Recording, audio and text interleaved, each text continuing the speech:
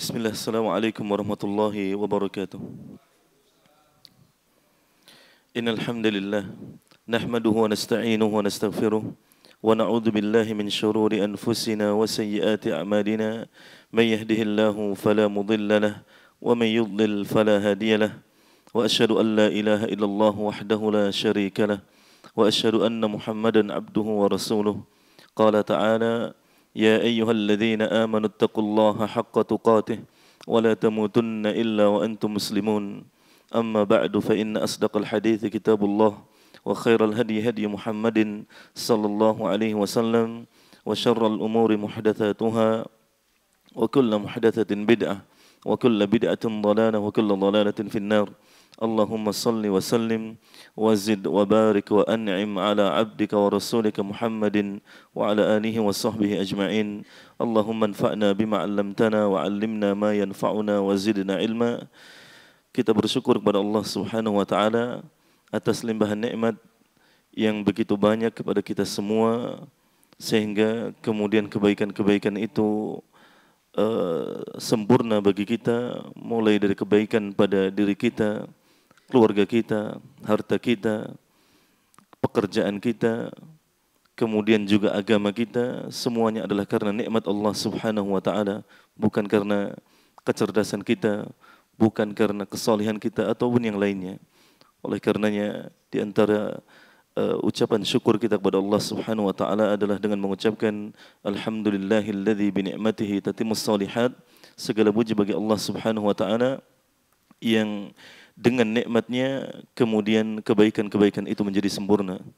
Kemudian salawat serta salam semoga senantiasa tercurahkan kepada Nabi dan Rasul yang kita cintai, Nabi Muhammad sallallahu alaihi wasallam, keluarga beliau, para sahabat beliau dan umat beliau yang senantiasa mengikuti petunjuk beliau dengan baik hingga akhir zaman nanti. Kita memohon kepada Allah Subhanahu wa taala ilmu yang bermanfaat dan kita berlindung kepada Allah Subhanahu wa taala dari ilmu yang tidak bermanfaat. Jemaah kaum muslimin dan muslimat yang dimuliakan oleh Allah Subhanahu wa taala, sebagaimana disampaikan di flyer bahwa tema kajian kita pada petang hari ini adalah pelajaran berharga dari kisah Nabi Ibrahim dan Nabi Ismail alaihi wassalatu wassalam. Pelajaran berharga dari kisah Nabi Ibrahim dan Nabi Ismail alaihi wassalatu wassalam. Dan mulai kemarin mengikuti keputusan pemerintah Republik Indonesia, maka kita telah memasuki bulan Dzulhijjah. Dan ini adalah tanggal kedua, karena pergantian bulan atau pergantian hari dalam penanggalan Hijriyah adalah dengan terbenamnya matahari. Sehingga saat ini kita sudah masuk tanggal 2 Dzulhijjah. Dan disunnahkan bagi kita untuk memperbanyak amal soleh yang kita mampu, terutama adalah amal soleh yang bersifat wajib. Itu lebih utama daripada yang sunnah. Dan ini harus kita pahami dengan baik dan benar. Karena sebagian kaum muslimin ketika disebutkan ada waktu-waktu di sana disunnahkan memperbanyak amal soleh, lalu kemudian mereka bersemangat pada amal-amal yang sifatnya sunnah, kemudian terlalaikan dari amal-amal yang justru sifatnya wajib. Ini adalah termasuk kekeliruan yang terjadi di sebagian kaum muslimin. Sehingga yang patut menjadi perhatian kita utamanya adalah amalan-amalan wajib, yang utamanya adalah salat fardu. Sehingga bagi kita yang laki-laki, maka berusaha lebih baik lagi dalam salat fardu berjamaah di masjid.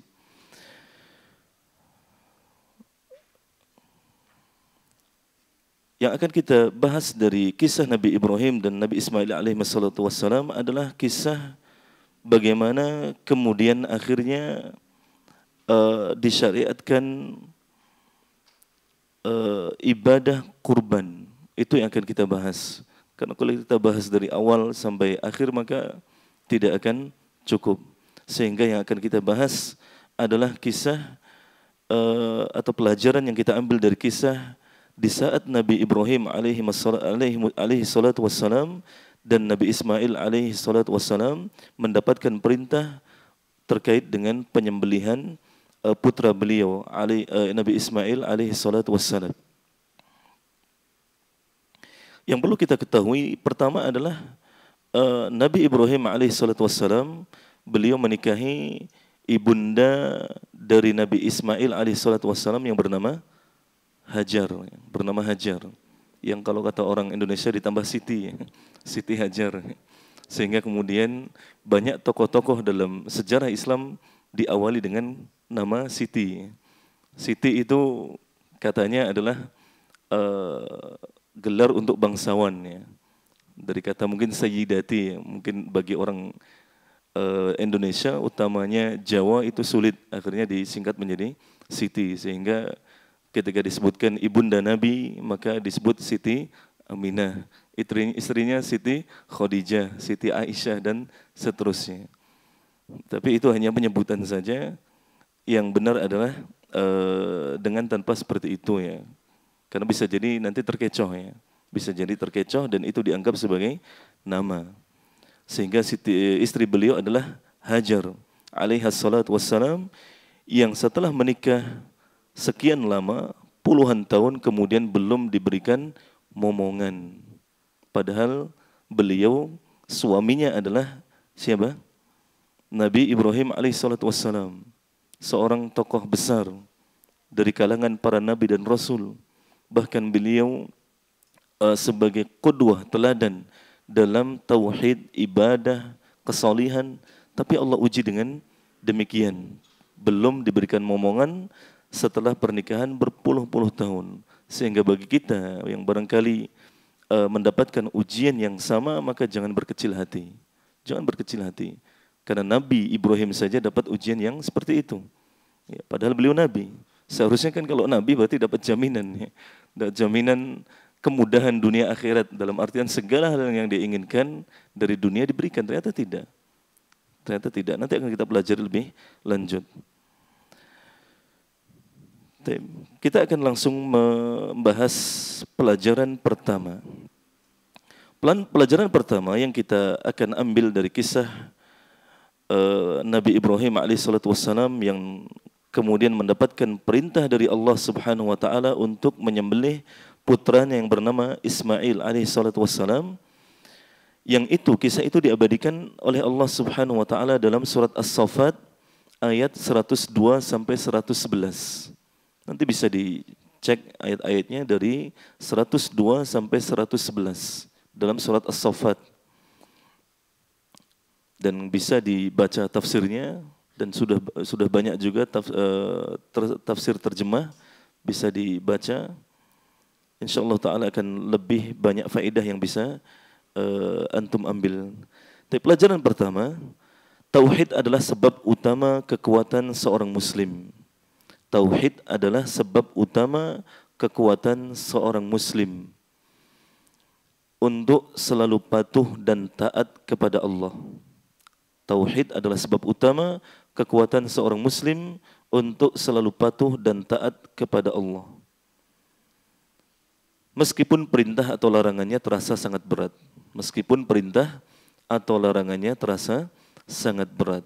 Tauhid adalah sebab utama kekuatan seorang muslim untuk selalu patuh dan taat kepada Allah meskipun perintah atau larangannya terasa sangat berat. Dalam hal ini, Nabi Ibrahim alaihissalatu wassalam, beliau seorang laki-laki yang sudah menikah puluhan tahun, yang secara lumrah menginginkan anak. Setelah penantian berpuluh-puluh tahun, kemudian akhirnya Allah Subhanahu wa taala berikan anak yang diberi nama Ismail. Yang ketika Ismail beranjak dewasa, lalu Allah Subhanahu wa taala perintahkan Nabi Ibrahim alaihissalatu wassalam untuk apa? Menyembelih putranya.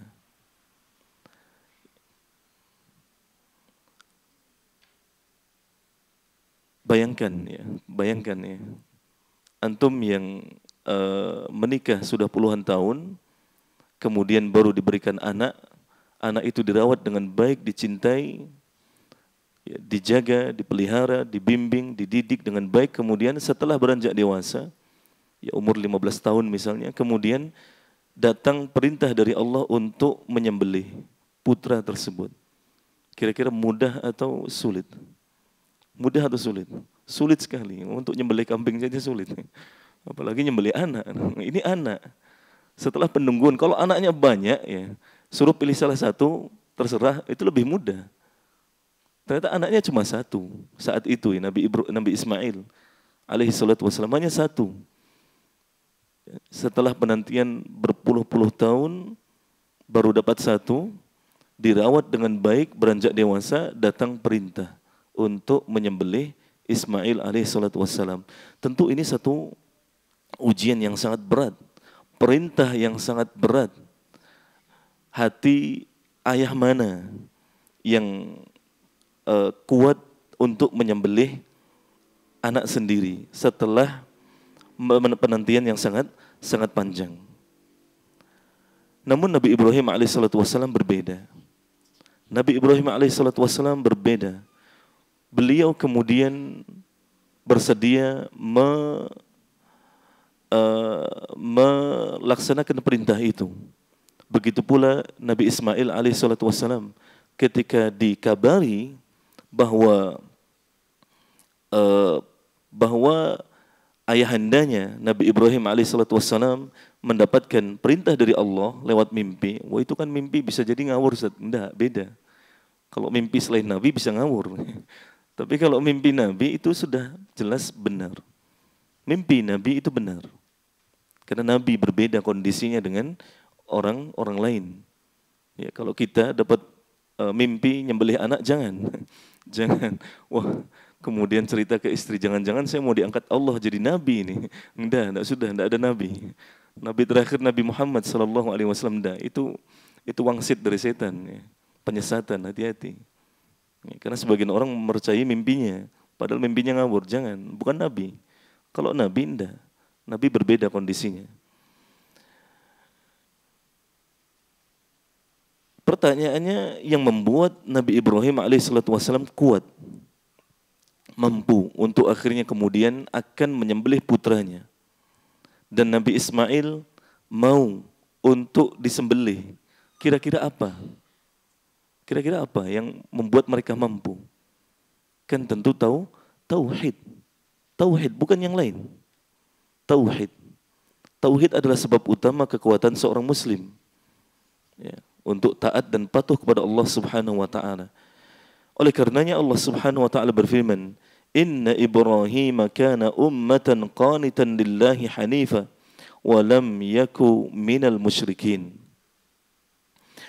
Sesungguhnya Ibrahim adalah pemimpin teladan yang sangat patuh kepada Allah, lagi lurus dan bukan termasuk orang musyrikin.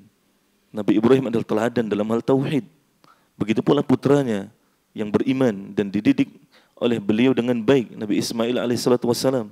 Sehingga meskipun perintah itu awalnya berat, tapi mereka berdua dapat kemudian mengikhlaskan niat, membulatkan tekad untuk melaksanakan perintah tersebut. Mari kita bandingkan dengan keadaan kita dan orang-orang di sekitar kita. Jangankan perintah yang sangat berat, perintah-perintah agama yang sebenarnya ringan saja masih banyak yang ditinggalkan. Sebagai contoh adalah sholat 5 waktu. Dari sekian berapa jam? 24 jam sehari semalam. Itu berapa menit berarti? 24 kali 60 berapa? Wah, tidak ada yang bisa matematika. 24 kali 60 berapa? 24 kali 6. Berapa? 144. Berarti berapa menit?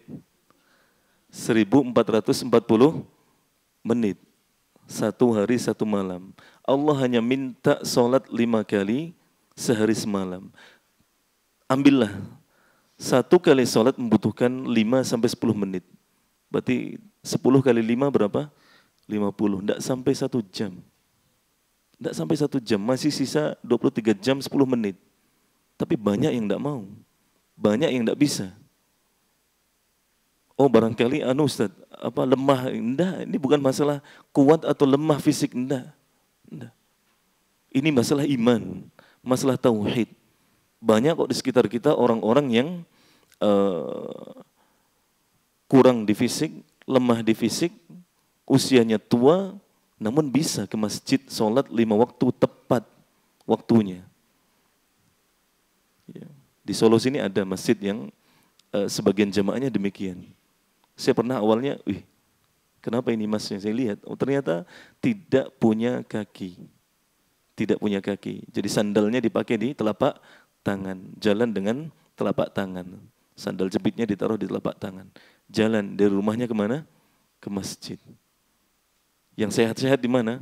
Nongkrong di warung-warung sekitar masjid. Adzan dengar, iqamat dengar. Tergerak tidak hatinya ke masjid?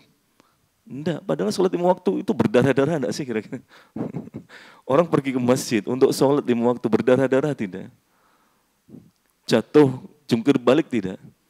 Enggak. Merasa takut, khawatir akan keselamatan enggak? Enggak, gampang. Tapi banyak orang yang tidak mampu. Masalahnya bukan di fisik, bukan di apalagi harta. Banyak orang miskin tapi mau sholat 5 waktu bisa. Ini masalahnya di iman. Masalahnya di tauhid. Kalau iman dan tauhidnya lemah, tidak bisa. Tidak bisa. Mau sekaya apapun, sekuat apapun, kalau iman dan tauhidnya lemah, tidak bisa mengerjakan perintah-perintah Allah. Tidak bisa meninggalkan larangan-larangan Allah. Ini patut kita catat dengan baik-baik. Mau sekaya apapun, karena sebagian orang, nanti Ustadz saya nunggu kaya dulu, nanti baru saya bisa begini begitu. Nah, ini bukan masalah harta. Ini bukan masalah kuatnya. Tunggu Ustadz nanti kalau saya sudah diet, sudah ideal berat tubuh saya, berat badan saya, nanti saya bisa ke masjid sholat. Enggak. Ini masalahnya iman dan tauhid. Belum lagi masalah puasa Ramadan. Banyak orang-orang anak-anak muda yang tidak ada uzur, tidak puasa Ramadan. Ya, barangkali di rumah sahur, tapi setelah itu keluar jajan sama teman-temannya. Ini banyak di masyarakat kita. Zakat fitri hanya berapa? 3 kilo. Sekitar 3 kilo. Banyak yang tidak mau. Kira-kira punya enggak? Punya lebih. Punya banyak, kaya, tapi enggak mau. Masalahnya di mana? Iman dan tauhid. Iman dan tauhid. Menutup aurat. Banyak orang bilang, terutama kaum wanita, saya belum siap memakai kerudung, saya belum siap berhijab, saya belum siap menutup aurat, memakai kaos kaki, gerah, panas. Kata Allah, qul naru jahannam asyaddu harra. Katakanlah, neraka jahanam lebih panas daripada itu. Iya, ini patut menjadi perhatian bagi kita semua. Menutup aurat sulit sekali, hanya menutup. Bagi laki-laki juga sama, menutup aurat wajib. Kemudian isbal haram. Banyak laki-laki yang sudah tahu hukum isbal haram, ya hatinya condong ke hukum itu, meskipun ada yang mengatakan tidak haram kecuali dengan catatan tidak sombong. Itu saja kata ulama sudah sombong, ya. Sudah sombong. Menolak hukum isbal haram secara mutlak. Kemudian dialihkan kepada dengan catatan tidak sombong, tidak apa-apa, selama tidak sombong, itu sudah kesombongan. Kata sebagian ulama demikian. Iya. Sesulit apa sih ngangkat celana, ya? Ngangkat sarung, jubahnya supaya tidak menutupi mata kaki. Lalu kemudian muncul tokoh yang mengatakan masa hanya gara-gara kain menutupi mata kaki lalu bisa menyebabkan masuk neraka, kan tidak masuk di akal. Ini bukan masalah akal-akalan. Ini wahyu. Ini hadis Nabi SAW yang kata Allah, wa ma yantiqu 'anil hawa in huwa illa wahyun yuha. Dia Muhammad tidak mengucapkan sesuatu atas dasar hawa nafsunya. Itu adalah wahyu yang dia terima, diwahyukan kepada beliau. Harus kita imani. Memang demikian adanya. Ya kalau tidak percaya silahkan dicoba. Begitu saja. Bagi orang yang ngeyel, masa hanya kain menutup mata kaki masuk neraka, ya silahkan dicoba. Toh nanti panjenengan sendiri yang merasakan neraka gara-gara itu. Wah mudah, mengangkat celana, mengangkat sarung, apa susahnya? Kecuali bagi orang yang tidak tahu, beda lagi. Ini sudah tahu. Berbakti kepada orang tua juga. Banyak perintah-perintah agama yang tidak bisa dilakukan oleh seorang muslim karena iman dan tauhidnya lemah. Makanya iman dan tauhid itu pondasi. Ya, pondasi. Merasa malas-malasan ibadah, diperbaiki iman dan tauhidnya. Iman dan tauhid, belajar lagi. Arkanul iman, belajar. Belajar buku-buku tauhid, buku-buku akidah. Ikuti kajian-kajian tentang tauhid, tentang akidah. Beli buku tentang penjelasan rukun-rukun iman, buku-buku akidah, ya, dibaca, ada kajiannya, ikuti, rutin, supaya iman dan tauhidnya kuat. Jangan tergiur dengan kajian-kajian yang sifatnya apa? Senang-senang saja, ya.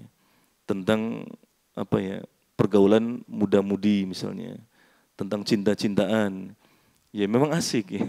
Tidak ada disebut neraka, tidak ada disebut apa ya, bid'ah, tidak ada kesyirikan, tidak ada, mungkin enak. Apalagi yang hadir banyak ukti-uktinya, mungkin. Ya bagi yang laki-laki enak, yang perempuan juga, yang hadir banyak aki-akinya, enak. Tapi kita tidak masuk surga karena cinta-cintaan itu, enggak. Kan banyak ya, atau ada sebagian dai yang isi dakwahnya hanya cinta, cinta, cinta, cinta. Enggak. Tidak ada nabi dan rasul yang Allah sebutkan kisahnya dakwahnya adalah cinta, cinta, enggak. Kalau cinta kepada Allah, iya, yaitu iman tauhid itu, cinta kepada Allah. Itu. Baik. Maka ini pelajaran yang pertama, bahwa tauhid adalah sebab utama kekuatan seorang muslim untuk tunduk dan patuh kepada Allah, meskipun perintah atau larangannya terasa sangat berat. Maka ketika kita merasa sangat berat untuk melaksanakan perintah Allah atau meninggalkan larangan Allah, maka kita perbaiki iman dan tauhid kita kepada Allah Subhanahu wa taala. Kemudian pelajaran yang kedua, seorang muslim wajib tunduk dan patuh kepada Allah. Seorang muslim wajib tunduk dan patuh kepada Allah dengan hati yang tulus. Seorang muslim wajib tunduk dan patuh kepada Allah dengan hati yang tulus. Ini adalah pelajaran kedua. Dengan hati yang tulus, dengan ikhlas. Ya, jangan ada rasa keterpaksaan. Ya. Jangan merasa Allah butuh kepada kita. Allah butuh ibadah kita. Enggak, Allah enggak butuh. Allah enggak butuh.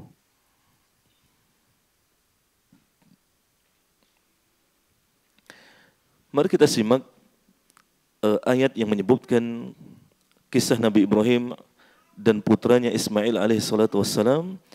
Allah Subhanahu wa taala berfirman, "Ya bunayya, inni ara fil manami anni adbahuka fanzur madza tara." Wahai putraku, aku melihat dalam mimpiku bahwa aku menyembelihmu. Bagaimana pendapatmu? Ya. Bayangkan kalau Nabi Ismail tidak beriman atau lemah iman, maka yang ada adalah umpatan. Ngawur Pak. Ya, ngawur, antum sudah gila Pak. Bi ya, antum sudah gila Bi ini. Panjenengan ngawur Pak. Masa ya, saya mau disembelih kan gitu. Enggak, tapi lihatlah jawaban Nabi Ismail alaihissalam yang Allah sebutkan. Ya abati fa'al ma tu'mar, satajiduni insyaallahu minas sabirin. Wahai ayahku, lakukan saja apa yang diperintahkan oleh Allah kepadamu. Lakukan saja apa yang Allah perintahkan kepadamu. Engkau akan mendapati aku, insya Allah termasuk orang-orang yang sabar. Indah sekali jawaban dari Nabi Ismail alaihissalam. Indah sekali. Lakukan saja. Terserah anda wahai ayah. Wong itu perintah Allah. Ya. Kita kan hamba Allah. Terserah Allah mau perintah kita untuk apa saja. Terserah Allah mau larang kita apa saja. Karena sebagian orang tidak menerima hal ini. Kenapa sih sholat 5 kali sehari semalam? Kenapa enggak sekali saja? Kenapa ada sholat 4 rakaat? Kenapa enggak semuanya 1 rakaat saja? Kan enak kan begitu ya. Ada orang demikian.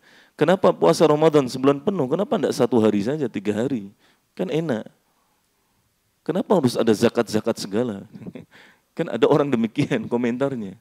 Ketika mendapati perintah ataupun larangan Allah Subhanahu wa taala. Kenapa khamar dilarang? Wong enak dilarang. Bagi kita yang mempercayai rokok haram, ya, kenapa rokok diharamkan? Wong enak. Ya, wong cocok ya sambil minum kopi misalnya. Iya, waliyadzubillah. Lihatlah bagaimana jawaban Nabi Ismail alaihissalam tadi. Renungkan betapa indah jawabannya. Siap dengan segala perintah dan larangan Allah Subhanahu wa taala dan akan berusaha menjadi orang yang sabar. Akan berusaha menjadi orang yang sabar. Maka dalam menjalankan perintah Allah dan menjauhi larangannya perlu ada ketulusan hati, keikhlasan niat. Makanya para ulama ketika mendefinisikan takwa itu tidak hanya terbatas pada melaksanakan perintah-perintah Allah dan meninggalkan larangan-larangan Allah. Ada catatan penting pada dua hal tadi. Meninggalkan, mengerjakan perintah-perintah Allah dengan mengharapkan pahala dari Allah. Ini kan ikhlas. Ini kan ikhlas. Kita ke sini kajian, nyari apa gitu loh. Cari apa? Jangan-jangan hanya karena ada COD sama teman. Ya. Kebetulan pedagang herbal misalnya. Yang dagang herbal jangan tersinggung ya. Ini contoh saja. Atau yang ummahat ada yang dagang busana muslimah. Karena ada COD ya sekalian kajian lah. Loh, lihat. Karena ada COD sekalian kajian. Bukan karena ada kajian sekalian COD. Beda loh. Beda. Perlu keikhlasan niat. Dalam meninggalkan larangan Allah juga demikian. Meninggalkan larangan Allah karena takut siksaan Allah. Ini kan ikhlas. Meninggalkan dosa karena takut siksa Allah. Ini kan ikhlas. Karena sebagian orang meninggalkan dosa karena ketahuan. Sudah hampir melakukan, ketahuan, tidak jadi, ya sudahlah, lain kali. Iya, dicoba lagi. Ya, mau maling motor, kepergok, Mas ngapain? Itu motor saya. Oh enggak, bagus sekali, saya cuma pegang-pegang saja, padahal mau dimaling. Enggak jadi, bukan karena takut siksa Allah, tapi apa? Karena kepergok. Beda. Makanya butuh keikhlasan. Dan itu menjadi syarat kedua dari setiap amal yang kita lakukan. Yang pertama kan ittiba, yang kedua ikhlas. Mau ittiba sebagus apapun tanpa ikhlas ya tidak sempurna ittiba itu. Karena ittiba juga harus ikhlas. Kalau ikhlas berarti harus mau ittiba, kan begitu. Kan itu saling berkaitan. Ya tidak bisa dipisahkan. Kalau memang mau ittiba ya harus ikhlas. Karena di antara ittiba ya ikhlas itu. Kalau mau ikhlas ya harus ittiba. Karena kalau ngakunya ikhlas tapi tidak ittiba ya tidak ikhlas. Ya, kan begitu.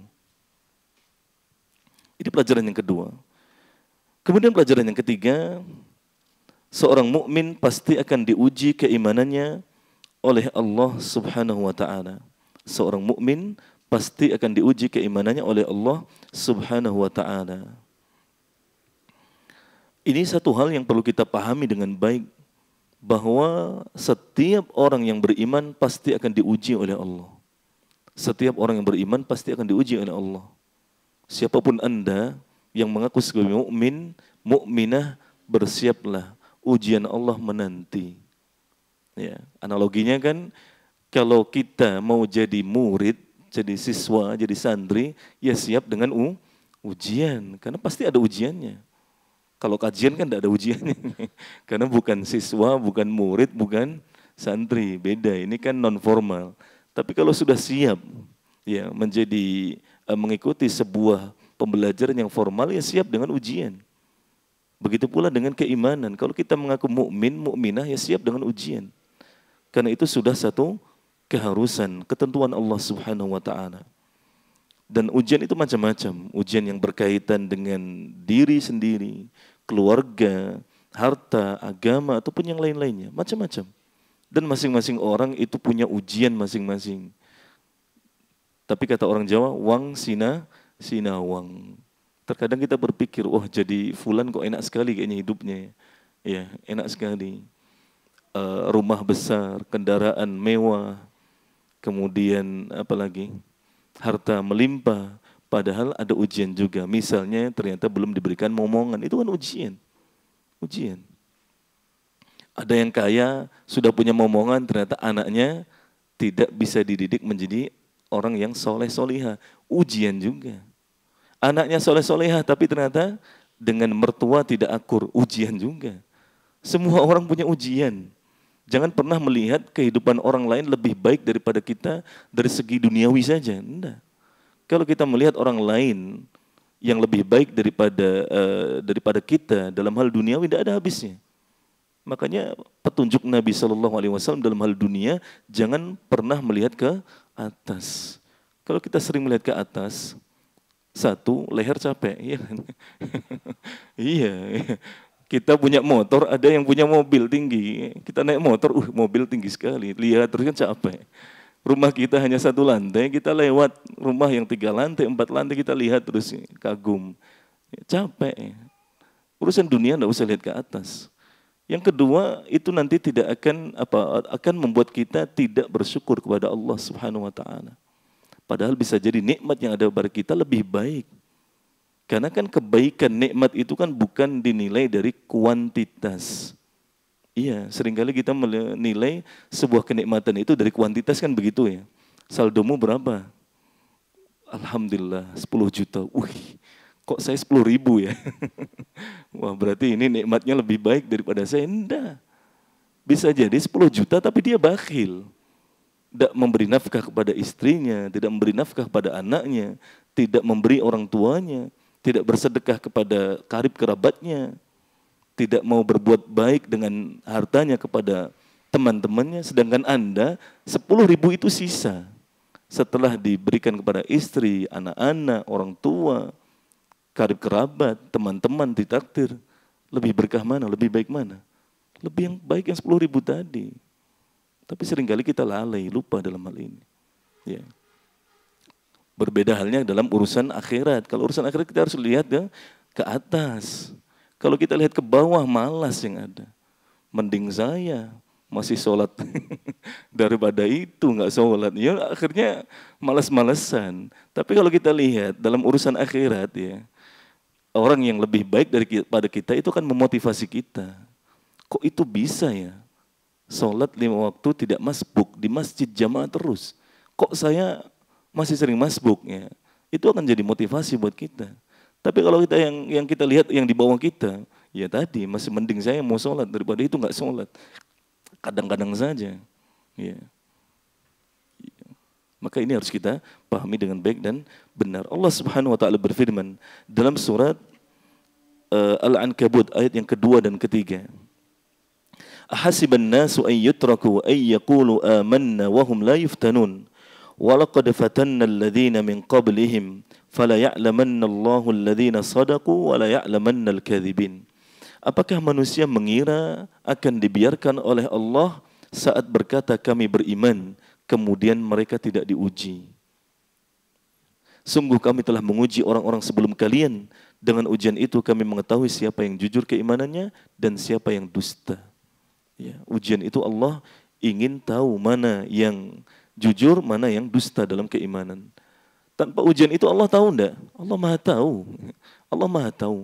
Tapi Allah seringkali menentukan sesuatu dengan cara yang logis. Ya. Dengan cara yang logis. Analoginya begini, kita sebagai guru, kita tahu enggak murid yang pintar mana, yang bodoh mana? Tapi tetap mengadakan ujian enggak? Tetap mengadakan ujian enggak? Tetap mengadakan ujian. Padahal kita tahu yang ranking 1 siapa, yang bodoh siapa itu kita tahu, yang rajin siapa, yang pemalas siapa tahu. Tapi kan tidak kemudian ya ranking 1, ranking 2, nilai kamu 100, nilai kamu 98, nilai enggak, harus ada ujian. Allah juga demikian. Sehingga kemudian tidak ada protes, tidak ada komplain. Iya. Murid tidak komplain ke guru karena ada ujiannya. Nyata-nyata tidak bisa komplain, kenapa? Manusia juga tidak bisa komplain kepada Allah nanti di akhirat. Kenapa? Ada ujiannya kok. Ya, masing-masing ikut ujian yang sama secara umum ya, sama-sama diuji. Meskipun untuk jenis ujiannya dari satu orang ke orang lain berbeda. Allah tentukan. Allah tentukan, Allah sesuaikan. Allah sesuaikan. Dan jangan pernah kita merasa menjadi orang yang paling berat ujiannya. Mari kita simak sabda Nabi SAW yang diriwayatkan oleh Imam At-Tirmidzi. Beliau SAW bersabda, "Asyaddun nasi bala'an al-anbiya, thumma al-amthalu fal-amthal." Manusia yang paling berat ujiannya adalah para nabi. Kemudian orang-orang soleh yang di bawah para nabi derajatnya, kemudian orang-orang soleh yang di bawahnya lagi. Kira-kira kita masuk mana? Masuk derajat pertama para nabi? Tidak mungkin. Kalau masuk yang pertama ngawur, ngaku nabi berarti. Kalau di negeri Saudi dipenggal, karena murtad. Ngaku yang kedua, sahabat. Ya enggak, kita enggak berjumpa dengan Nabi SAW. Karena syarat menjadi sahabat harus berjumpa dengan Nabi SAW, beriman dan mati dalam keadaan mukmin. Golongan ketiga, tabi'in. Udah, kita jauh. Dari zaman Nabi SAW ke zaman kita berapa abad? 14 abad. Jauh sekali. Makanya ujian kita itu jauh lebih ringan. Makanya kalau kita merasa putus asa dalam hidupnya, kemudian merasa ujiannya paling berat, silahkan baca buku kisah-kisah para nabi. Baca buku kisah-kisah para sahabat, orang-orang saleh terdahulu. Baca buku kisah-kisah para ulama. Kita akan terdiam. Ternyata ujian saya tidak ada apa-apanya. Kan begitu. Kan begitu. Ya. Anak muda jangan ngeluh di hadapan orang tua. Di hadapan orang yang lebih tua. Wah, pusing saya. Kenapa Mas? Ujian saya sangat berat. Apa? Ya disebutkan cuma satu. Si bapaknya langsung mengeluarkan lembaran. Ini loh saya. Atau masalah utang, cicilan. Kenapa Mas? Wah, ada cicilan saya. Apa? Motor. Berapa? 2 juta. Cuma 2 juta. Saya loh, cicilan ini disebutkan. Orang tua tadi nyebutkan. Ya. Kan seperti itu. Iya. Kita seringkali merasa orang yang paling sial, paling berat ujiannya enggak. Para nabi itu lebih berat ujiannya, kemudian orang-orang yang setelahnya. Maka di antara hal yang harus kita pahami adalah ketika kita mengaku mukmin, kita harus siap dengan segala ujian dari Allah Subhanahu wa taala. Kemudian pelajaran yang keempat. Seorang muslim sangat membutuhkan kesabaran pada setiap kondisi. Yang keempat, setiap muslim sangat membutuhkan kesabaran pada setiap kondisi. Seorang muslim sangat membutuhkan kesabaran dalam setiap kondisi. Kita kembali ke kisah Nabi Ibrahim dan Nabi Ismail alaihi wassalam tadi. Ketika Nabi Ibrahim menyampaikan mimpinya, Nabi Ismail alaihissalam mengatakan bahwa lakukan saja apa yang Allah perintahkan kepadamu, insya Allah kamu akan mendapati saya termasuk orang-orang yang sabar. Sabar. Iya, sabar. Padahal itu mau disembelih, mau disembelih, masih bilang santainya, dengan santainya kepada ayahnya, lakukan saja ya, saya siap kok, saya siap, saya sabar insya Allah. Tapi insya Allah, ya, insya Allah. Karena sabar pun itu karena taufik dari Allah. Iya. Bukan karena kita yang kuat, bukan. Seringkali kita merasa kuat, ya, sehingga kita mampu bersabar itu karena memang kita kuat.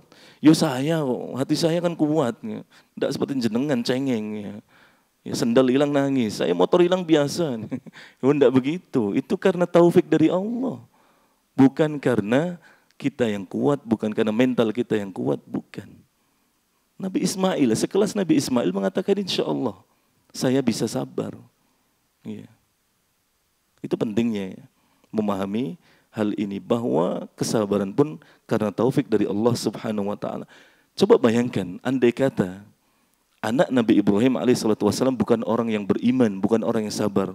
Jawabannya mungkin akan begini. Kenapa kok Allah memerintahkan begini? Ya. Apa manfaat Allah memerintahkan saya disembelih ini apa? Gitu. Loh. Coba Pak pikir Pak gitu kan. Coba Pak pikir Pak. Ya. Pak jenengan itu nikah, mau punya anak, puluhan tahun nunggu saya lahir. Saya lahir lalu Allah perintahkan panjenengan untuk nyembelih saya. Pikir coba, kan ngawur itu Allah itu. Kan begitu kalau tidak beriman, tidak sabar. Tapi jawaban dari Nabi Ismail beda. Karena beliau seorang mukmin. Beliau orang yang sabar karena taufik dari Allah Subhanahu wa taala. Atau kemudian ditawar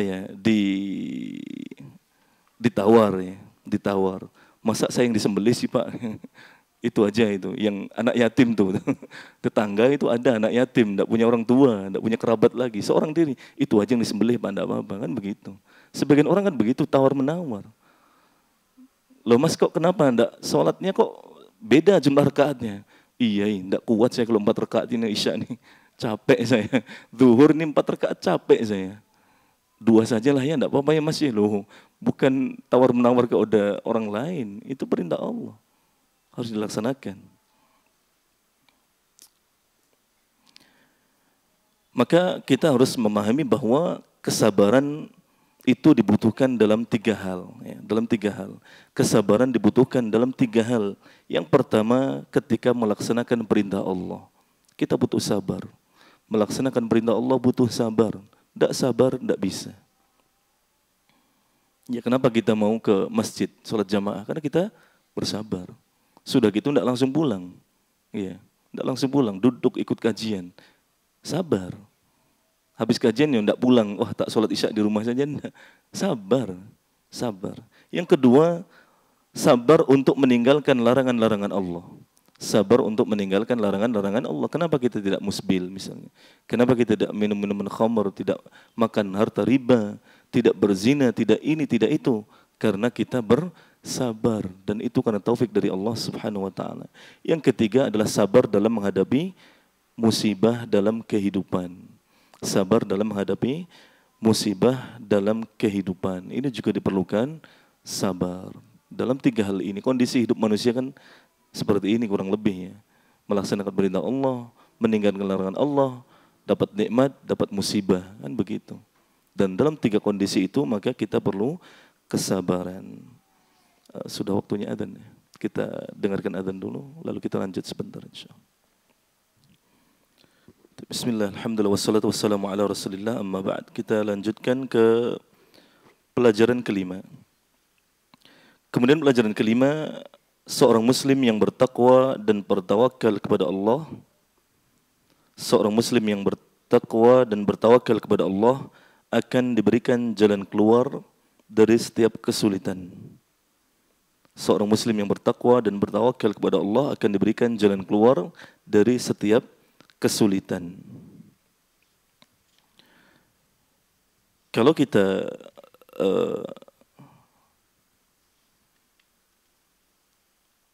merujuk kepada kisah Nabi Ibrahim dan Nabi Ismail alaihi wassalam, maka apakah akhirnya Nabi Ibrahim alaihi wassalam jadi menyembelih Ismail alaihi wassalam? Jadi enggak? Jadi enggak? Enggak jadi.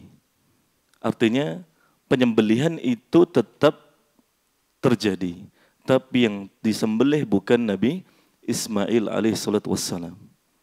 Karena Allah Subhanahu wa taala berfirman, "Wa fadainahu bidzibhin 'adzim." Kemudian kami gantikan Ismail itu dengan sembelihan, yaitu seekor domba yang gemuk. Kemudian kami gantikan Ismail itu dengan sembelihan seekor domba yang gemuk. Tapi di sini ada satu catatan penting bagi kita bahwa Nabi Ibrahim dan Nabi Ismail alaihi wassalam tetap mengikuti alurnya. Tetap mengikuti alurnya. Kan mimpi yang dilihat oleh Nabi Ibrahim alaihi wassalam yang itu wahyu adalah beliau menyembelih putranya. Yang beliau pahami bahwa itu adalah wahyu dari Allah. Dan Allah memerintahkan beliau untuk menyembelih putranya yang bernama Ismail, satu-satunya saat itu. Lalu kemudian disampaikan kepada Nabi Ismail alaihissalam, dan Nabi Ismail alaihissalam menyatakan siap, insya Allah akan sabar. Kemudian mengikuti alur dan prosesnya. Nabi Ismail dibaringkan di atas batu, kemudian pisau itu mulai ditempelkan ke leher. Lalu kemudian terjadilah penebusan itu, bahwa Nabi Ismail digantikan dengan domba yang gemuk. Artinya di sini pertolongan itu akan datang bagi orang yang bertakwa dan bertawakal, orang yang mengikuti alurnya, prosesnya yang sudah Allah gariskan. Ya. Jadi pertolongan Allah itu nyata, tapi bagi orang yang mau bertakwa dan bertawakal, ikuti prosesnya. Kemudian tawakal, serahkan kepada Allah Subhanahu wa taala. Bukan lari, bukan menghindar. Bukan. Kan keliru kalau kemudian menginginkan pertolongan dari Allah Subhanahu wa taala tapi tidak mau mengikuti alur yang sudah Allah perintahkan, yang sudah Allah gariskan, ya. Tidak bisa. Tidak bisa. Dalam rezeki saja demikian. Ya. Bahkan Nabi SAW berikan gambaran yang sangat jelas. Seekor burung ya, yang keluar dari sarangnya.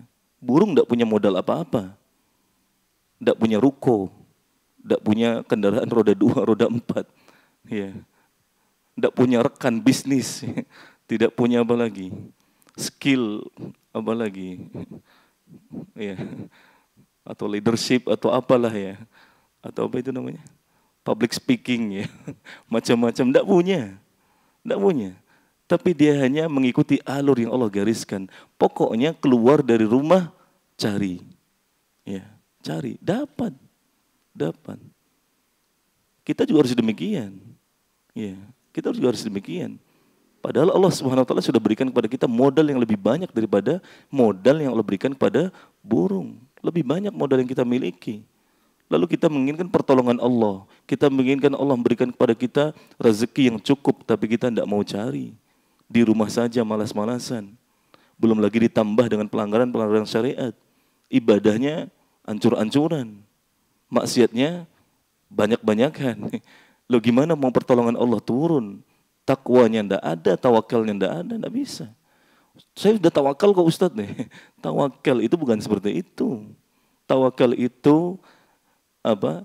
Dibarengi dengan melakukan sebab-sebab yang Allah bolehkan. Itu tawakal. Makanya dibahas oleh para ulama bahwa tidak ada pertentangan antara tawakal dengan mengusahakan sebab yang dibolehkan. Sakit, mau sehat, ya harus ada usaha. Doa saja itu kan usaha ya. Sakit, mau doa, doa itu usaha. Ya, kemudian ruqyah itu usaha. Kemudian pergi ke dokter, diberikan obat, itu usaha.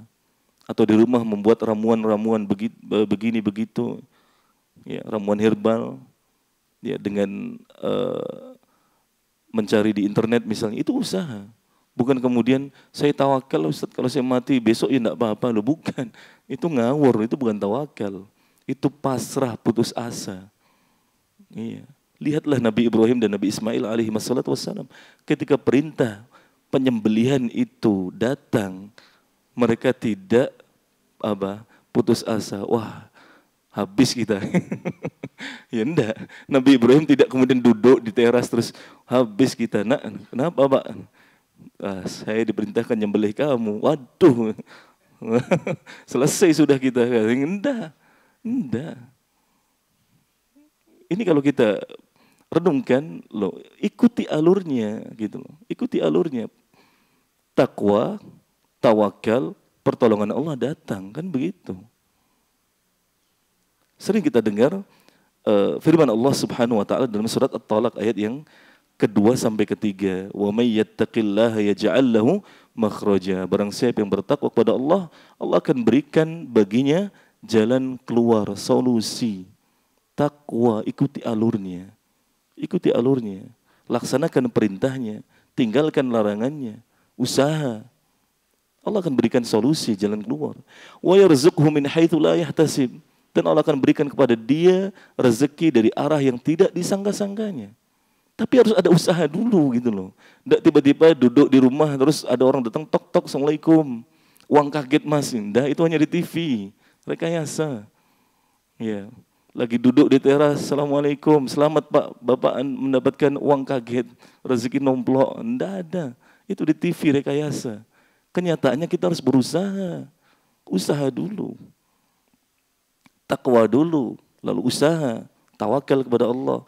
Wa may yatawakkal 'ala Allahi fahuwa hasbuh. Lalu kemudian serahkan semua hasilnya kepada Allah, tawakal. Ya, barang siapa yang bertawakal kepada Allah, maka Allah akan mencukupinya. Allah akan cukupkan. Dan cukup itu bukan dengan kuantitas. Banyak pasti cukup, enggak. Betapa banyak orang yang memiliki gaji bulanan, tunjangan, macam-macam, sampai miliaran tidak cukup-cukup, masih korupsi, kan begitu, masih maling uang rakyat. Artinya cukup itu bukan dengan kuantitas, dengan jumlah, bukan. Cukup itu dengan berkah dari Allah Subhanahu wa taala. Betapa banyak di masyarakat yang hidupnya biasa-biasa saja, rumah mungkin ngontrak, ya, ngekos, motor kuno, ya, yang asapnya sudah ngebul, ya. Tapi cukup dengan gaji misalnya 1 juta, 2 juta per bulan. Tapi cukup.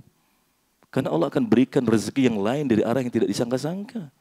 Anaknya bisa begini, bisa begitu, bisa kuliah di Madinah misalnya.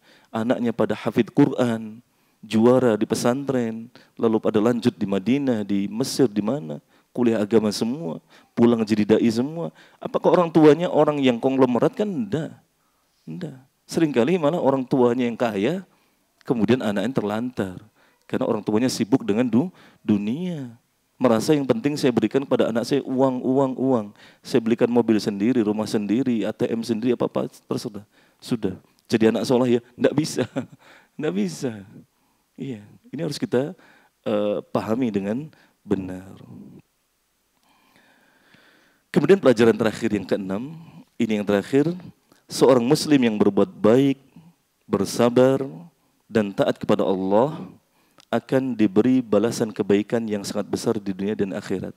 Seorang muslim yang berbuat baik, bersabar, dan taat kepada Allah akan diberi balasan kebaikan. Akan diberi balasan kebaikan yang sangat besar di dunia dan akhirat.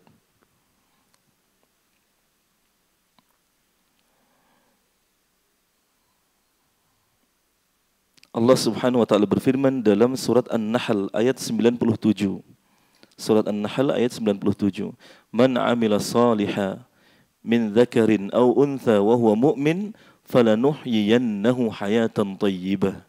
Barang siapa yang mengerjakan kebaikan, baik dari kalangan laki-laki maupun perempuan, dan dia adalah orang mukmin, maka kami akan berikan padanya kehidupan yang baik. Wala najziyannahum ajrahum bi ahsani ma kanu ya'malun, dan kami akan berikan padanya ganjaran yang lebih baik dari apa yang mereka amalkan di dunia. Jadi kalau kita ingin mendapatkan penghidupan di dunia yang baik, apa kuncinya? Iman dan amal soleh. Iman dan amal soleh. Kita mau hidup kita baik, rezeki kita baik, hubungan suami istri baik, hubungan anak dengan orang tua baik, hubungan dengan saudara kandung baik, hubungan dengan tetangga baik, karib kerabat baik, dengan teman-teman, rekan kerja baik, iman dan amal soleh. Iman dan amal soleh. Dan itu tidak mungkin tanpa ilmu. Ilmu yang nafi', ilmu yang bermanfaat. Dan ilmu yang nafi', ilmu yang bermanfaat tidak mungkin didapatkan kecuali dengan mau ngaji, ikut kajian. Ngaji, menuntut ilmu, tidak bisa. Tidak bisa tiba-tiba kemudian jadi orang yang berilmu. Tidak. Kullu maulud al-mar'u, apa kata Imam Syafi'i? Ta'allam fal mar'u lam yulad aliman. Belajarlah, karena tidak ada orang yang terlahir sebagai alim berilmu. Tidak bisa, tidak ada. Imam Syafi'i terlahir bodoh. Imam Malik, Imam Abu Hanifah, Imam Ahmad, Imam Bukhari, Imam Muslim, Syekh Al-Albani, Syekh Muhammad Abdul Wahab, Ibnu Utsaimin, Ibnu Taimiyah, Ibnu Qayyim, Ibnu Katsir, semuanya terlahir dalam keadaan bodoh. Yang membuat mereka sampai pada derajat demikian tinggi dalam ilmu, belajar. Belajar. Dan pelajarnya tidak seperti kita yang malas-malasan.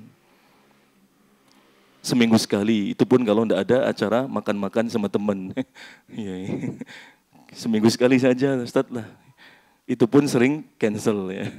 Karena ada acara makan-makan sama teman, ada acara jalan-jalan sama keluarga, ada acara apa lagi, kopdar ini, kopdar itu. Akhirnya kadang 1 bulan tidak pernah ikut kajian sama sekali. Bubar. Bagaimana mau bisa beriman dan beramal soleh kalau ilmu nafi'nya tidak punya? Maka ini harus menjadi motivasi bagi kita. Bahwa kalau kita ingin kehidupan dunia yang baik, kehidupan akhirat yang baik, kuncinya iman dan amal soleh. Iman amal soleh tidak bisa didapatkan kecuali dengan ilmu yang nafi'. Ilmu yang nafi' tidak bisa didapatkan kecuali dengan belajar yang sungguh-sungguh. Sehingga kewajiban kita adalah mulai belajar, sungguh-sungguh. Mulai belajar. Sudah tua Ustaz, tidak apa-apa. Tidak ada kata terlambat dalam belajar agama. Kalau belajar formal, iya. Panjenengan mau masuk ke pondok, ditolak. Maaf Pak, ini tuh anak-anak usia sekian-sekian, iya. Tapi untuk kajian, kemudian membaca buku, mengikuti daurah-daurah, tidak ada batasan usia. Makanya ketika Imam Ahmad ditanya, ila mata hada ya Aba Abdillah, sampai kapan Anda seperti ini, sibuk dengan ilmu, ngajar, belajar, ngajar, belajar, ngajar, belajar. Kata beliau, ilal mamat atau ilal lahdi, sampai saya mati. Baru saya berhenti. Ya, baru saya berhenti. Makanya tidak ada keterlambat untuk belajar agama, sehingga kita harus semangat belajar ilmu agama. Kemudian dengan itu kita mengharapkan kepada Allah ilmu yang nafi', yang dengannya Allah memudahkan kita untuk beriman dan beramal soleh, yang akibatnya balasannya adalah kehidupan dunia yang baik dan akhirat yang baik dengan balasan surga. Amin ya rabbal alamin. Kita cukupkan sekian, semoga yang kita pelajari pada petang hari ini bisa menjadi ilmu yang bermanfaat bagi kita, ilmu yang membuahkan iman dan amal soleh bagi kita, sehingga kita mendapatkan balasan kebaikan dunia dan akhirat dari Allah Subhanahu wa taala. Subhanakallahumma bihamdika asyhadu an la ilaha illa anta astaghfiruka wa atubu ilaik. Wa sallallahu wasallam ala nabiyyina Muhammad wa ala alihi washabbihi ajma'in. Assalamualaikum warahmatullahi wabarakatuh.